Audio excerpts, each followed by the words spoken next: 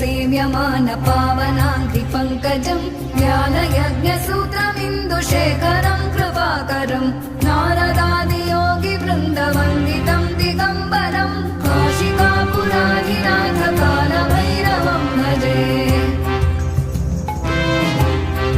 भानुकोटिभास्वनं भवाभितारकं परं नीलकण्ठमीप्सितार्थदायकं त्रिलोचनं कालकालमम्बुजाक्षमक्षशूलमक्षरं काशिकापुराधिनाथकालभैरवं भजे।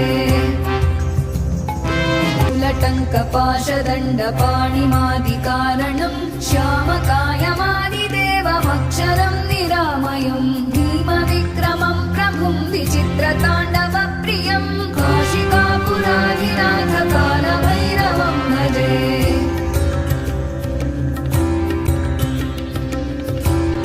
भुक्तिमुक्तिदायकं प्रशस्तचारुविग्रहं भक्तवत्सलं स्थितं समस्तलोकविग्रहं विनिक्मणं मनोज्ञहेम किङ्किणीलसत्कटिं काशिकापुराधिनाथकालभैरवं भजे।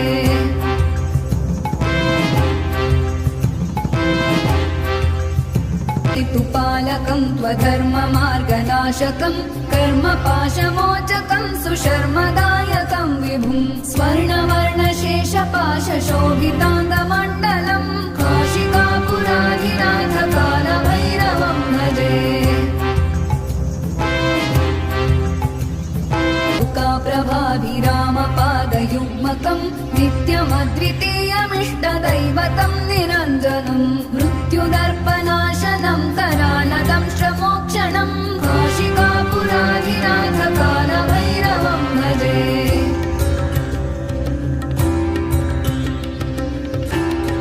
अट्टहासभिन्नपद्मजाण्डकोशसन्ततिं दृष्टिपातनष्टपापजालमुग्रशासनम् अष्टसिद्धिदायकं कपालमालिकाधरं काशिकापुराधिनाथकालभैरवं भजे। सङ्घनायकं विशालकीर्तिदायकं काशीवासलोकपुण्यपापशोधकं विभुं नीतिमार्गकोविदं पुरातनं जगत्पतिं काशिकापुराधिनाथकालभैरवं भजे।